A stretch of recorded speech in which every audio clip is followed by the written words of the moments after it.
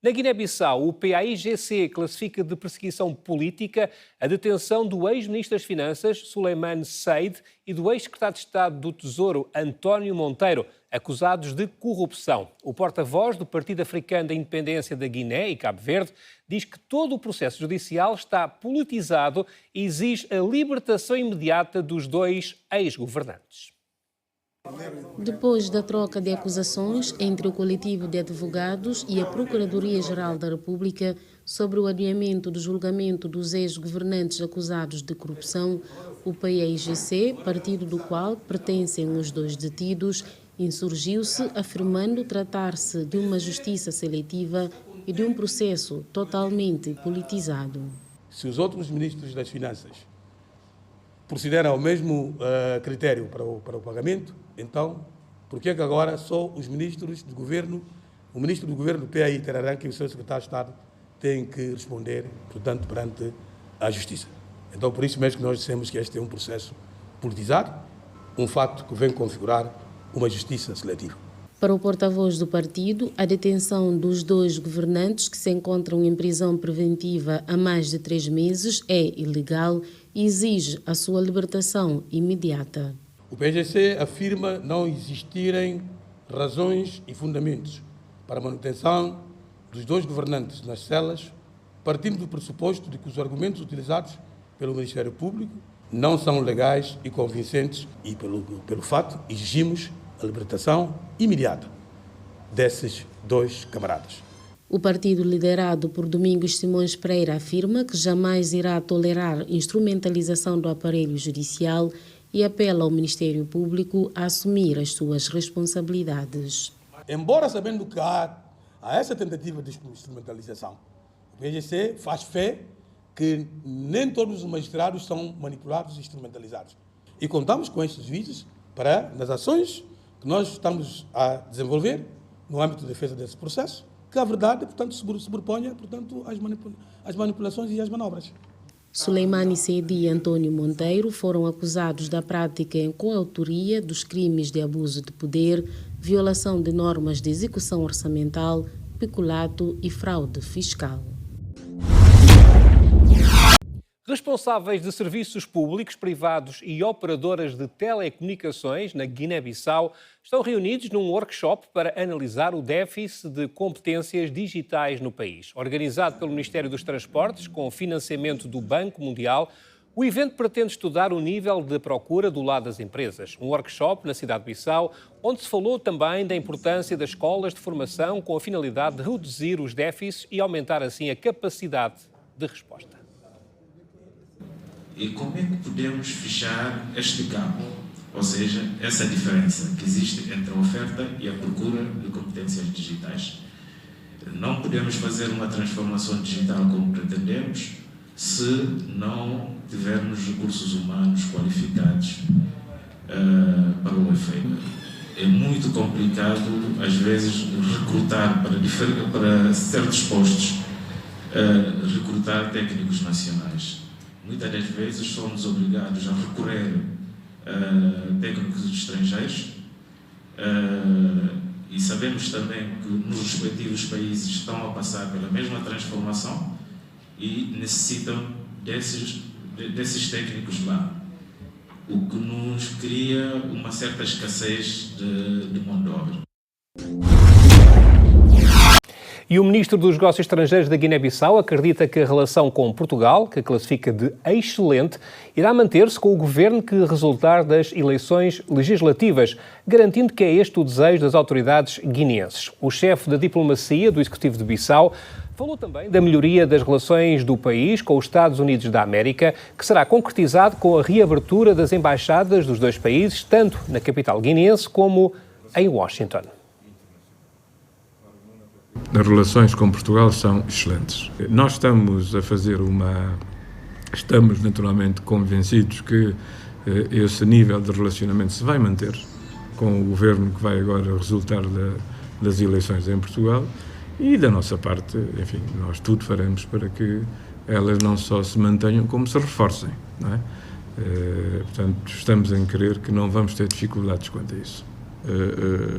A relação com os Estados Unidos está a atingir níveis consideráveis, positivos, e um dos reflexos dessa melhoria nas relações vai concretizar-se exatamente na reabertura, quer da nossa embaixada em Washington, quer da embaixada dos Estados Unidos em Bissau.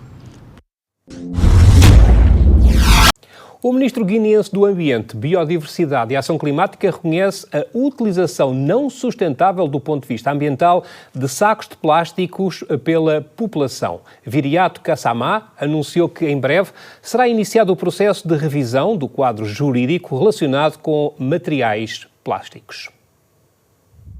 Com o objetivo de destacar a problemática do excesso de produção e consumo de sacos plásticos e propor alternativa para resolver este sério problema ambiental, o Ministério do Ambiente, Biodiversidade e Ação Climática da Guiné-Bissau está capacitando seus técnicos com conhecimentos jurídicos. A poluição plástica é um problema global, cujo combate requer a assunção e cumprimento de compromissos e obrigações no plano multilateral. Dados do Programa das Nações Unidas para o Ambiente revelam que aproximadamente 7 bilhões das 9,2 bilhões de toneladas de plásticos produzidas de 1950 a 2017 se tornaram resíduos plásticos que acabaram em aterros sanitários, lixos e nos nossos mares. O ministro do Ambiente reconheceu a utilização não sustentável de sacos plásticos pela população guineense e apelou ao engajamento de todos. De facto, a maneira como produzimos, usamos e descartamos os plásticos está poluindo os ecossistemas, criando riscos para a saúde humana e desestabilizando o clima planetário.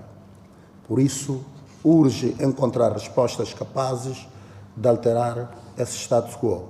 Além disso, Viriato Kassamá anunciou que em breve será iniciado o processo de revisão do quadro jurídico relacionado aos sacos plásticos. O Ministério do Ambiente, Biodiversidade e Ação Climática irá iniciar o processo de revisão do quadro jurídico sobre sacos plásticos, alargando o seu âmbito para outros tipos de plásticos e prevendo novas medidas. Tudo isto será acompanhado com uma forte campanha de informação, sensibilização e participação do público, visando criar as condições objetivas para a sua apropriação e aplicação. Esta sessão incluirá também uma análise das políticas nacionais relacionadas com a poluição plástica e procurará obter contributos das partes interessadas para informar o desenvolvimento de políticas. O governo angolano considera Amílcar Cabral um homem de causas nobres e de ideais intemporais, uma verdadeira referência das lutas de libertação africanas. O centenário do líder anticolonial guineense e cabo-verdiano esteve em destaque num colóquio internacional que se realizou na cidade de Luanda.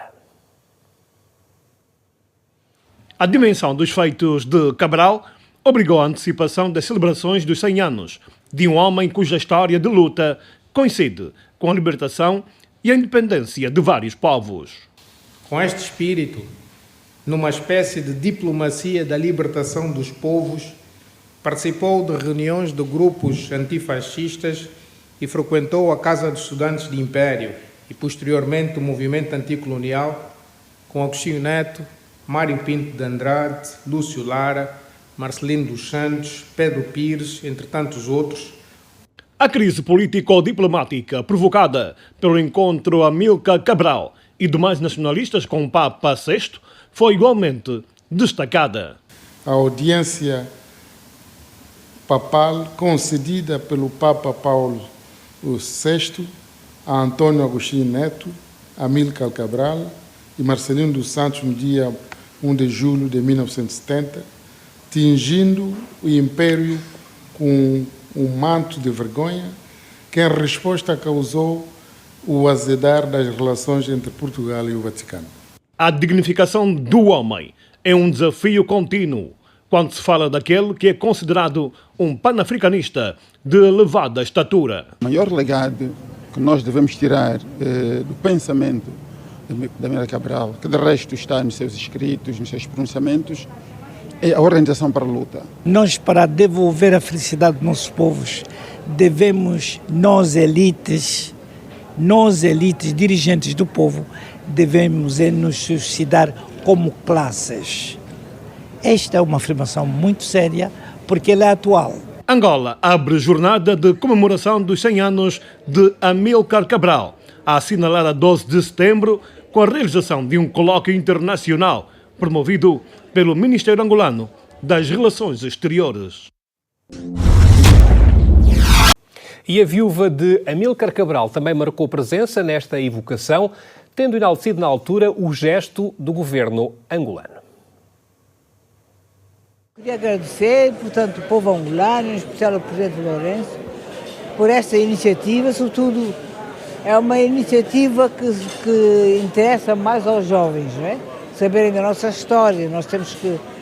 É preciso que os nossos jovens aprendam bem a história dos nossos respectivos países, de Angola, de São Tomé, de Cabo Verde, da Guiné-Bissau. É a última informação que tínhamos neste Repórter África. Fique bem.